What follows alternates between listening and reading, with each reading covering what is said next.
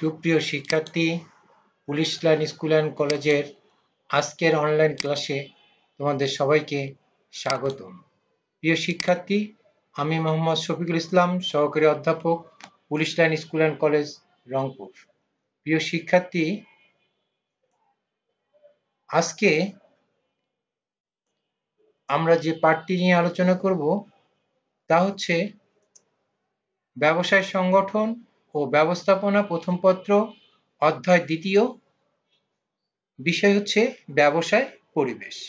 প্রিয় শিক্ষার্থী, আজকে আমরা এই পাঠ থেকে যা শিখতে পারবো তা হচ্ছে, বা তোমরা যা শিখবে তা হচ্ছে ব্যবসায় পরিবেশ কাকে বলে, পরিবেশ কাকে বলে, ব্যবসায় পরিবেশের ধারণা তোমরা বলতে পারবে, ব্যবসায় পরিবেশের উপাদানগুলো তোমরা বিশ্লেষণ করতে পারবে। প্রিয় শিক্ষার্থী, আজকের পাঠ থেকে আমরা প্রথমেই শুরু করি যে ব্যবসায় পরিবেশের ধারণাটা কি এবং পরিবেশের ধারণা বলতে আমরা কি বুঝি, অর্থাৎ পরিবেশ কাকে বলে এবং ব্যবসায় পরিবেশ কাকে বলে। পরিবেশ হচ্ছে যে পারিপার্শ্বিক অবস্থায় মানুষ বেঁচে থাকে এবং জীবন ধারণ করে তাকেই বলে পরিবেশ। অর্থাৎ খুব সহজ কথা, তোমরা দেখো এখানে একটা ছবি দেখতে পাচ্ছ যে এখানে নদী আছে, গাছপালা আছে, আকাশ আছে, অর্থাৎ আমাদের চারপাশে যা কিছু আছে, অর্থাৎ নদী, নালা, খাল, বিল, গাছপালা সবকিছু নিয়েই হচ্ছে আমাদের পরিবেশ। প্রিয় শিক্ষার্থী, প্রকৃত অর্থে পরিবেশ হলো এমন কিছু উপাদান বা শক্তির সমষ্টি যা প্রাণী জগৎ এবং প্রতিষ্ঠানের উপর ইতিবাচক ও নেতিবাচক প্রভাব বিস্তার করে, যার প্রভাবে এগুলো অস্তিত্ব, বংশবৃদ্ধি, সার্থকতা ও বিফলতা নির্ণয় হয়। তাহলে এটা একদিকে হতে পারে প্রাকৃতিক, আর একদিকে হতে পারে অপ্রাকৃতিক। প্রিয় শিক্ষার্থী, এখন আমরা দেখি যে ব্যবসায়ী পরিবেশ কাকে বলে। অর্থাৎ পরিবেশের যে উপাদানগুলো, দেখো তোমরা এখানে যে এখানে ৬০টি উপাদান দেখা যাচ্ছে, এই ৬টি উপাদান আর মূল হচ্ছে ব্যবসায় পরিবেশ, অর্থাৎ বিজনেস এনভায়রনমেন্ট। এখানে যে বিষয়গুলো আছে, দেখো প্রথমে আছে পি, অর্থাৎ physical or natural environment, political environment, legal environment, technology environment, economic environment এবং সোশ্যাল এনভায়রনমেন্ট। প্রিয় শিক্ষার্থী, এই বিষয়গুলো অর্থাৎ প্রাকৃতিক, রাজনৈতিক, আইনগত, প্রযুক্তিগত, অর্থনীতি এবং সামাজিক, এই উপাদানগুলো ব্যবসাকে অনুকূল অথবা প্রতিকূল প্রভাব বিস্তার করে। এই উপাদান ৬টি মূলত ব্যবসাকে কি করে, অনুকূল এবং প্রতিকূল অবস্থার মধ্যে ব্যবসাকে পরিচালনায় সহায়তা করে।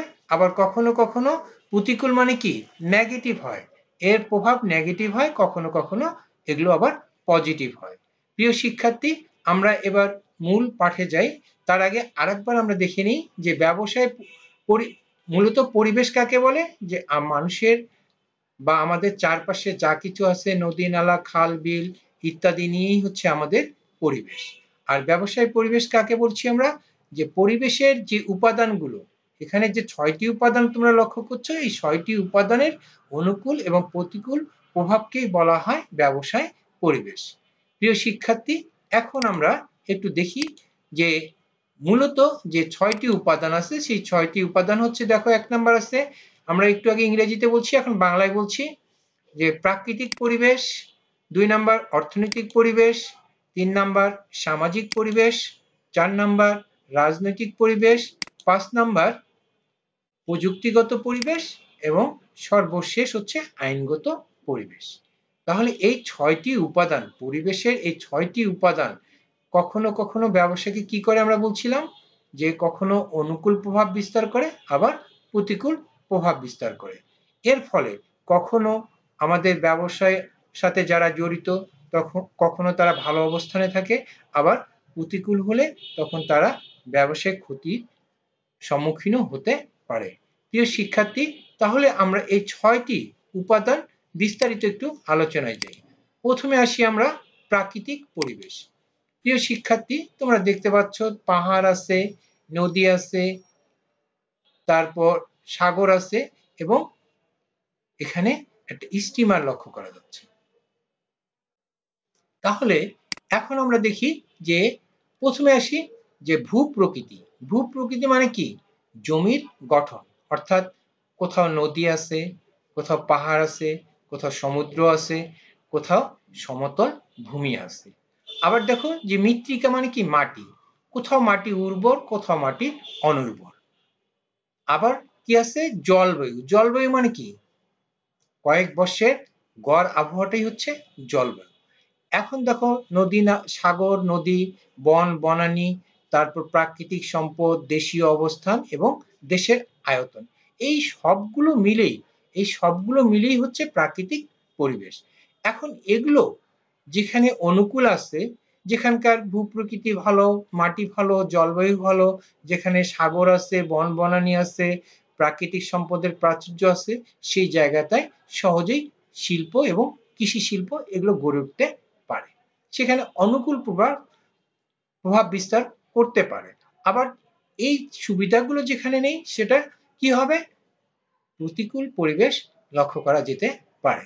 প্রিয় শিক্ষার্থী, তাহলে কি হচ্ছে প্রাকৃতিক পরিবেশ কাকে বলে? অর্থাৎ প্রকৃতির সাথে যেগুলো জড়িত, অঙ্গাঙ্গিভাবে জড়িত, মাটি প্রকৃতির দান, মাটি, তারপর ভূপ্রকৃতি প্রকৃতির দান, জলবায়ু প্রকৃতি, সাগর, বন বনানী, প্রাকৃতিক সম্পদ, এগুলো সবগুলোই কিন্তু প্রকৃতি প্রদত্ত। এগুলো যেখানে প্রাচুর্যতা আছে, অর্থাৎ বেশি আছে, সেখানে ব্যবসায়ের প্রাকৃতিক পরিবেশটা সহজে গড়ে উঠতে পারে। প্রিয় শিক্ষার্থী, এখন আমরা দেখি এরপরে আছে অর্থনৈতিক পরিবেশ। দেখো ছবিতে তোমরা দেখতে পাচ্ছ যে অনেকগুলো, এগুলো কিন্তু এক একজন এক এক ব্যবসার সাথে জড়িত। এখানে অনেকগুলো দোকান তোমরা দেখতে পাচ্ছ ভিতরের দিকে, এবং এখানে দেখো যে ঝুড়িতে অনেক ধরনের ফল মূল, বিভিন্ন ধরনের গাছপালা ইত্যাদি ইত্যাদি লক্ষ্য করছো। এগুলো সবগুলো কিন্তু অর্থনীতি রিলেটেড, অর্থাৎ ব্যবসায়ের সাথে এগুলো কিন্তু অঙ্গাঙ্গি ভাবে জড়িত। কারণ ব্যবসা কি করে? অর্থনীতিকে প্রভাবিত করে। যেমন দেখো যে আয় ও সঞ্চয়, ব্যবসা করলে কি হয়? মানুষের আয় বৃদ্ধি পায় এবং মুনাফা তার সঞ্চয়ের পরিমাণ বৃদ্ধি করে। চাহিদা এবং ভোগ, দেখো এইখানে যে ফল মূল ইত্যাদি দেখতে পাচ্ছি আমরা, এগুলো মানুষ কি করে? মানুষের প্রয়োজনের জন্য কিন্তু উৎপাদন করা হয়েছে, আবার মানুষ এগুলো অর্থের বিনিময়ে ক্রয় করে। তাহলে এখানে চাহিদা এবং ভোগের কথা কিন্তু এখানে লক্ষ্য করা যাচ্ছে। তারপরে দেখো মূলধন ও বিনিয়োগ, এই যে ধরে নেই এগুলো প্রাকৃতিক বা কৃষি শিল্প বা কৃষি জাতীয় ব্যবসার সাথে এগুলো জড়িত। এখন এখানে কি করা হয়েছে? এগুলো চাষাবাদ করার জন্য মূলধন বিনিয়োগ করা হয়েছে, সেখান থেকে যে ফসল উৎপাদিত হয়েছে সেগুলো বিক্রয় করে কি করা হবে? অর্থ সংগ্রহ করা হবে। আবার এই যে কৃষি বলি বা অন্যান্য শিল্প প্রতিষ্ঠান বলি, এগুলোর সাথে দেখো অর্থ এবং ঋণের প্রয়োজন আছে। কি কারণে? যে শিল্প প্রতিষ্ঠান গঠন করতে অর্থের প্রয়োজন আছে, যদি অতিরিক্ত অর্থের প্রয়োজন হয় তাহলে ঋণের প্রয়োজন আছে। আবার এই অর্থ এবং ঋণ সংগ্রহের জন্য আর্থিক প্রতিষ্ঠান সমূহ দরকার আছে। পাশাপাশি সব থেকে বড় কথা, দক্ষ উদ্যোক্তারও প্রয়োজন আছে। আবার দক্ষ উদ্যোক্তা যখন একটি শিল্প প্রতিষ্ঠান গঠন করবে, দেখো মানব সম্পদের প্রয়োজন আছে, অর্থাৎ উৎপাদনের অন্যতম বাহন যেমন শিল্প, আর শিল্পকে গতিশীল করার জন্য একদল দক্ষ মানব সম্পদের প্রয়োজন আছে। সর্বোপরি প্রতিষ্ঠানের সুনাম মানে কি? যে প্রতিষ্ঠান ভালো পণ্য উৎপাদন করে, স্বাভাবিকভাবে তার প্রতিষ্ঠানের আর্থিক যেমন লাভবান হয়, ঠিক সেরকম প্রতিষ্ঠানের সুনামও বৃদ্ধি পায়। এখন এই কথায় এই যে 8টি পয়েন্ট আছে, এই পয়েন্টগুলো যেখানে পজিটিভ, সেখানে অর্থনৈতিক পরিবেশটা ধরে নিতে হবে ভালো। আর যদি এখানে নেগেটিভ আমরা লক্ষ্য করি, তাহলে সেটা হবে ব্যবসায়ের পরিবেশের জন্য প্রতিকূল পরিবেশ বা প্রতিকূল একটা প্রভাব। প্রিয় শিক্ষার্থী, এরপরে আসি আমরা সামাজিক পরিবেশ। সামাজিক পরিবেশ মানে কি? যে মানুষ সমাজে বাস করে, এই সমাজে বাস করতে গিয়ে মানুষকে বিভিন্ন ধরনের পরিবেশ পরিস্থিতির উপর ভিত্তি করে বিভিন্ন ধরনের চাহিদা সৃষ্টি হয়, এবং এক এক সমাজের কৃষ্টি, কালচার, আচার আচরণ এক এক রকম। দেখো এখানে তোমরা দেখতে পাচ্ছ যে অনেকগুলো শিশু, একজন কি করছে পানিতে হাত ডুবিয়ে, অনেকগুলো শিশু সেগুলো লক্ষ্য করছে। পাশাপাশি এখানে দেখো অনেকগুলো শিশু কিভাবে খাচ্ছে। এটা একটা সামাজিক পরিবেশের একটা অংশ কিন্তু। তারপরে দেখো যে এই যে সমাজ যে প্রভাবিত হয় বিভিন্ন ধরনের পরিবেশ পরিস্থিতির কারণে, কখনো কখনো মানুষ কিন্তু কি হয়, বিক্ষুব্ধ হয়, প্রতিবাদ মুখর হয়। সেটা এখানে লক্ষ্য করা যাচ্ছে যে সামাজিক পরিবেশ, সমাজ বলতে পরস্পর সম্পর্কযুক্ত মানব গোষ্ঠীকে বোঝায়। কোনো সমাজের জাতি বা মানুষের সংখ্যা, তাদের ধর্ম, বিশ্বাস, চিন্তা চেতনা, মূল্যবোধ, শিক্ষা, সংস্কৃতি, রীতিনীতি, দেশীয় ঐতিহ্য ইত্যাদি মিলিয়ে যে পারিপার্শ্বিক অবস্থা গড়ে ওঠে, সেটাই হচ্ছে আমাদের সামাজিক পরিবেশ। এখন দেখি আমরা যে সামাজিক পরিবেশ মূলত কিসের উপর নির্ভরশীল। এখন জনসংখ্যা। জনসংখ্যা দেখো যে জনসংখ্যা, যে কোনো দেশের জনসংখ্যা একদিকে যেন জনসম্পদ, আর একদিকে তারা কি ভোক্তা। তারপরে দেখো ধর্মীয় বিশ্বাস, এক এক মানুষের ধর্মীয় বিশ্বাস এক এক রকম, এক এক মানুষের আচার আচরণ এক এক রকম, শিক্ষা সংস্কৃতি এক এক দেশের এক এক রকম, মূল্যবোধ ধারণা এক এক রকম, দেশীয় ঐতিহ্য এক এক রকম, আবার দেশের সুনাম, এক এক দেশের সুনাম এক এক রকম। আবার সামাজিক প্রতিষ্ঠান আছে যারা বিভিন্ন সময়ে কি করে থাকে, সাংস্কৃতিক এবং ধর্মীয় পরিবেশের উপর কি হচ্ছে, কখনো অনুকূল হয়, কখনো প্রতিকূল হয়ে থাকে। এখন এখানে দেখো যে সামাজিক পরিবেশের মূল আবার দুইটি উপাদান আছে, একটি হচ্ছে সাংস্কৃতিক পরিবেশ আর একটি হচ্ছে ধর্মীয় পরিবেশ। সাংস্কৃতিক পরিবেশ মানে কি, এই যে এখানে ছবিটা দেখছি আমরা, বাচ্চারা এখানে সবাই মিলে মিশে এক জায়গায় বিভিন্ন কি কিছু না কিছু তারা খাচ্ছে। এখন এই সমাজের কৃষ্টি কালচারটা এরকম হতে পারে, এটা তাদের একটা সংস্কৃতির একটা অংশ। আবার দেখো যে এখানে মানুষ কি হচ্ছে, প্রতিবাদ মুখর হয়েছে। কেন প্রতিবাদ মুখর হয়েছে, যে পরিবেশ রক্ষার জন্য, অর্থাৎ সমাজ যে পরিবেশে বাস করে, মানুষ যে পরিবেশে বাস করে, সেই পরিবেশের মানে যাতে ক্ষতি না হয় সেজন্য তারা কিন্তু প্রতিবাদ মুখর হয়েছে।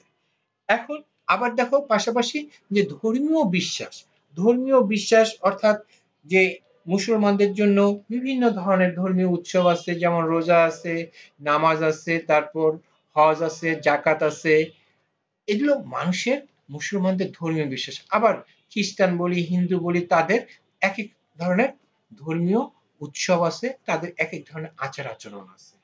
এখন এগুলো সমাজের পরিবেশকে প্রভাবিত করে। আবার ব্যবসায়ীরা কি করে, এই ধর্মীয় মূল্যবোধ, আচার আচরণ, শিক্ষা ইত্যাদির উপর ভিত্তি করে বিভিন্ন ধরনের পণ্য উৎপাদন করে থাকে। এই উৎপাদিত পণ্য এই সমাজের মানুষগুলো ভোগ করে, কখনো কখনো এগুলো যদি তার অনুকূলে যায় সে ভোগ করে, আবার যদি প্রতিকূলে যায় তখন সে বিক্ষুব্ধ আচরণ করে থাকে। প্রিয় শিক্ষার্থী, এবার আমরা যাব 4 নাম্বার বিষয়ে। আমাদের 4 নাম্বার বিষয় হচ্ছে রাজনৈতিক পরিবেশ। রাজনৈতিক পরিবেশ বলতে আমরা কি বুঝি, অর্থাৎ দেখো এখানে একটা ছবি, সবাই উৎসব মুখর পরিবেশে সেই দেশের পতাকা নিয়ে হয়তোবা মিছিল করছে। তাহলে এই ছবিটা একটা দেশের রাজনৈতিক স্থিতিশীলতার কথা বলে। এই ছবিটা একটি দেশের রাজনৈতিক স্থিতিশীলতার কথা বলে। আবার দেখো এই ছবিটা দেখো, এখানে কি করা হচ্ছে, যে আগুন লাগার মতো একটা পরিবেশ সৃষ্টি হয়েছে বা আগুন লেগেছে, এটাও একটা রাজনৈতিক পরিবেশের অংশ। আবার দেখো এখানে শ্রমিকরা গার্মেন্টসে কাজ করছে, এটাও রাজনৈতিক পরিবেশের অংশ। এখন দেখি আমরা রাজনৈতিক পরিবেশ কি কি বিষয়ের উপর প্রভাব, অনুকূল এবং প্রতিকূল প্রভাব বিস্তার করে। যেমন দেখো সার্বভৌমত্ব, কোন দেশের যদি সার্বভৌমত্ব ঠিক না থাকে, অর্থাৎ তার অস্তিত্ব, দেশের অস্তিত্ব নিয়ে যদি কোনো সমস্যার সৃষ্টি হয়, সে দেশ কখনো ভালো ব্যবসা পরিবেশ সৃষ্টি করতে পারে না। তারপর সরকার এবং এর নীতিমালা। সরকার এবং এর নীতিমালা কি, এক এক সময় এক এক সরকার আসে, কিন্তু সেই সরকারের যদি নীতিমালা যদি ঠিক না থাকে, তাহলে কখনো ব্যবসা প্রতিষ্ঠান সামনের দিকে অগ্রসর হতে পারবে না। এটা বিষয়ে আমরা পরবর্তীতে আলোচনা করব। তারপরে দেখো রাজনৈতিক দল, যখন যে সরকার ক্ষমতায় থাকে সেই রাজনৈতিক দল যদি স্থিতিশীল হয়, অর্থাৎ আমরা যে ছবিটার প্রথমে যে ছবিটার কথা বলছি, যে এই দেশে ধরে নেই একটি স্থিতিশীল সরকার আছে, এই যে একদল মানুষ সে দেশের পতাকা নিয়ে কিছু হাস্যোজ্জ্বল শোভাযাত্রা করছে, তার মানে সেখানে রাজনৈতিক স্থিতিশীলতা আছে, রাজনৈতিক দলের মধ্যে স্থিতিশীলতা আছে। তাহলে তারপরে দেখো রাজনৈতিক স্থিতিশীলতা যদি থাকে তাহলে কি হচ্ছে, জ্বালাও পোড়াও হবে না, ধর্মঘট, শিল্প কলকারখানায় ধর্মঘট হবে না, আইন শৃঙ্খলা পরিস্থিতি ভালো থাকবে, আন্তর্জাতিক সম্পর্ক ভালো হবে এবং দেশের শিল্পের উৎপাদন ক্ষমতা, এই যে এখানে দেখো গার্মেন্টস এর কাজ করছে, শ্রমিকরা কাজ করছে, অর্থাৎ রাজনৈতিক স্থিতিশীলতা আছে, আইন শৃঙ্খলা পরিস্থিতি ভালো আছে বিধায় কিন্তু তারা কাজ করতে পারছে। আবার দেখো এগুলো সবগুলো যখন এগুলো পজিটিভ কথা বলছি, আবার দেখো এখানে একটা ছবি আছে নেগেটিভ। এখন যদি সরকারের যদি অস্তিত্ব ঠিক না থাকে, রাজনৈতিক দলগুলোর মধ্যে যদি স্থিতিশীলতা না থাকে, রাজনৈতিক দলের কর্মসূচির মধ্যে যদি স্থিতিশীলতা না থাকে, দেশে আইন শৃঙ্খলা পরিস্থিতির যদি অবনতি হয়, আন্তর্জাতিক সম্পর্ক যদি অন্য দেশের সাথে না থাকে, তাহলে সবগুলো জায়গায় একটা কি হবে, বিশৃঙ্খল পরিস্থিতির সৃষ্টি হবে। এই রাজনৈতিক পরিবেশের কারণে কি হবে, দেশের শিল্প এবং ব্যবসা বাণিজ্যের উপর একটা প্রতিকূল প্রভাব লক্ষ্য করা যেতে পারে। প্রিয় শিক্ষার্থী, এবার আমরা 5 নম্বর পয়েন্টে আসি। 5 নম্বর পয়েন্টটি হচ্ছে আমাদের প্রযুক্তিগত পরিবেশ। প্রযুক্তিগত পরিবেশ কাকে বলে? যে যখন ব্যবসা বাণিজ্য, শিল্প কলকারখানায় যখন প্রযুক্তি নির্ভর হয়, তখন সেটাকে আমরা বলছি প্রযুক্তিগত পরিবেশ। দেখো যে একজন মানুষ ল্যাপটপ নিয়ে কাজ করছে এবং সে একটা ডকুমেন্টস আরেকজনের হাতে হস্তান্তর করছে, তার মানে এটা কি, প্রযুক্তি। এই প্রযুক্তির মাধ্যমে এখানে কাজ করাকে বোঝানো হয়েছে এই ছবির মাধ্যমে। তারপরে দেখো দ্বিতীয় ছবিটি দেখো, যে এটা একটা পৃথিবী, পৃথিবীকে কি করেছে, রোবট, এটা একটি রোবটের চিহ্ন। এখন এই রোবট কি, প্রযুক্তি। এখন আমরা বলছি যে বিশ্বায়নের যুগে কি হচ্ছে, যন্ত্র কাজ করবে, মানুষ কাজ করবে না, সেই জায়গাটাকে প্রযুক্তি দ্বারা এখানে চিহ্নিত করা হয়েছে। দেখো এখানে রোবট কি করছে, বিশ্বটাকে নিয়ন্ত্রণ করার চেষ্টা করছে, তার মানে গোটা বিশ্বটা বা বিশ্বায়নের যুগে আমরা প্রযুক্তি নির্ভর যে হয়েছে তার একটা চিত্র এখানে আমরা লক্ষ্য করছি।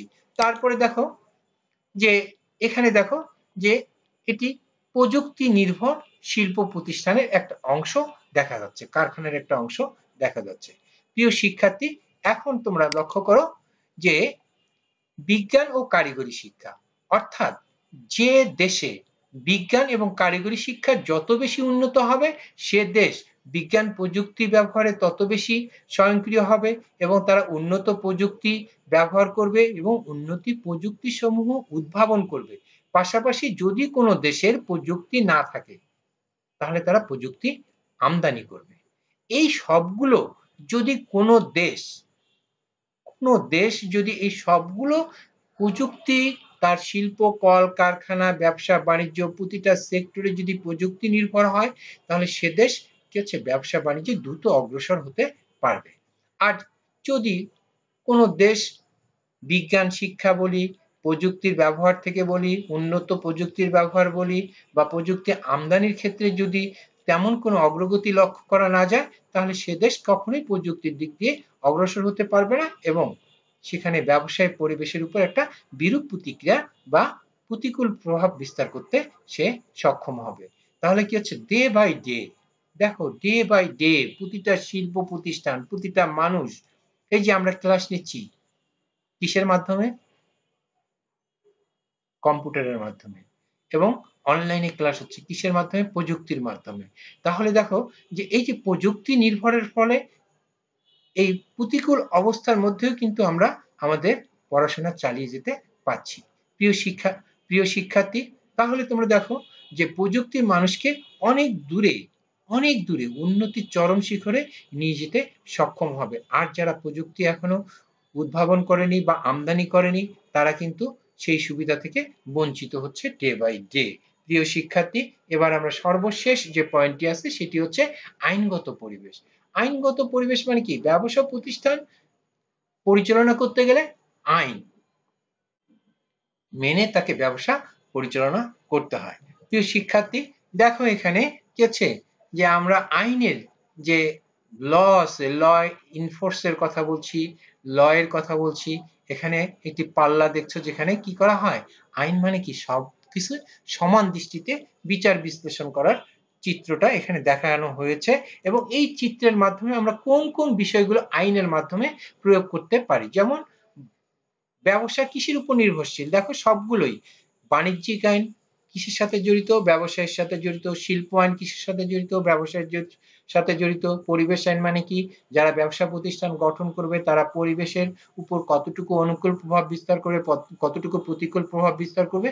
তারপর দেখো যে শিল্প প্রতিষ্ঠান বা ব্যবসা প্রতিষ্ঠানের যে সকল পণ্য উৎপাদন হবে, সেই উৎপাদিত পণ্য যারা ভোগ করবে, সেই ভোক্তারা সেই পণ্যটা কি আছে তার কতটুকু সুরক্ষা দেবে সেই পণ্যটি, সেটার কথা বলা হচ্ছে। ভোক্তা অধিকার সংরক্ষণ আইনের কথা বলা হচ্ছে। তাহলে কি হচ্ছে, যে কোনো দেশের যদি ব্যবসা প্রতিষ্ঠান সঠিকভাবে পরিচালনা করার জন্য এই আইনগুলো যদি সঠিকভাবে প্রয়োগ করা হয়, তাহলে সে দেশের ব্যবসা প্রতিষ্ঠান দ্রুত অগ্রসর হবে। আর যে দেশে কি হচ্ছে বাণিজ্যিক আইন নাই, শিল্প আইন নাই, পরিবেশ আইন নাই, ভোক্তা অধিকার সংরক্ষণ আইন নাই, তাহলে সে দেশে ব্যবসা এবং শিল্প প্রতিষ্ঠান তত বেশি অগ্রসর হতে পারবে না। প্রিয় শিক্ষার্থী, তাহলে আমরা এই যে ৬টি ব্যবসায় পরিবেশের যে ৬টি উপাদান আছে, এই ৬টি উপাদান নিয়ে আমরা বিস্তারিত আলোচনা করেছি। এখন দেখো যে এই ৬টি উপাদানের উপর ভিত্তি করে তোমাদের কি কি বাড়ির কাজ আছে। যেমন ১ নাম্বার আছে ব্যবসায় পরিবেশ বা পরিবেশ কি, ২ নাম্বার আছে ব্যবসায় পরিবেশ বলতে কি বুঝো, এবং ৩ নাম্বার ব্যবসায় পরিবেশের উপাদানগুলো বিশ্লেষণ করো। এখন দেখো প্রিয় শিক্ষার্থী, এই যে আমি যে কথাগুলো বলছি প্রতিটা পরিবেশের ক্ষেত্রে, প্রাকৃতিক পরিবেশের ক্ষেত্রে, তারপর অর্থনৈতিক পরিবেশের ক্ষেত্রে, তারপর সামাজিক পরিবেশের ক্ষেত্রে, রাজনৈতিক পরিবেশের ক্ষেত্রে, প্রযুক্তিগত পরিবেশের ক্ষেত্রে, আইনগত পরিবেশের ক্ষেত্রে যে উপাদানগুলোর কথা বলা হয়েছে, যেগুলো অনুকূল এবং প্রতিকূল প্রভাব বিস্তার করতে পারে, সেগুলো যদি তোমরা বিশ্লেষণ করতে পারো, তাহলে তোমার যে কোনো ধরনের যদি এখান থেকে এমসিকিউ কোশ্চেন হতে পারে যে এটা ব্যবসায় পরিবেশের কোন উপাদান, সেটা অর্থনৈতিক হতে পারে, সামাজিক হতে পারে, রাজনৈতিক, যে কোনো একটা উপাদান হতে পারবে। এই জন্য তোমাকে এই ব্যবসায়িক পরিবেশের সবগুলো উপাদানগুলো যদি ভালো করে তুমি পড়ে নাও, তাহলে সেই কোশ্চেনের সৃজনশীল হোক আর এমসিকিউ হোক, সেগুলোর সঠিক অ্যান্সার তুমি করতে পারবে এবং তুমি ভালো কিছু এখান থেকে শিখতে পারবে। প্রিয় শিক্ষার্থী, তাহলে আমি যা বুঝালাম সেই বোঝা এবং তুমি তোমার বই থেকে আরো সুন্দর করে ভালো করে পড়ে নেবা, তাহলে আমার বিশ্বাস যে এই যে ৩টি বাড়ির কাজ আছে, এই ৩টি বাড়ির কাজই তোমাকে এই চ্যাপ্টারের এই আজকের লেসনের ক্ষেত্রে অনেক সহায়তা দেবে। প্রিয় শিক্ষার্থী, তোমরা সবাই অনেক অনেক সুন্দর থাকো, ভালো থাকো। আগামী ক্লাসে আবার তোমাদের সাথে দেখা হবে, কথা হবে। ধন্যবাদ সবাইকে। আল্লাহ হাফেজ।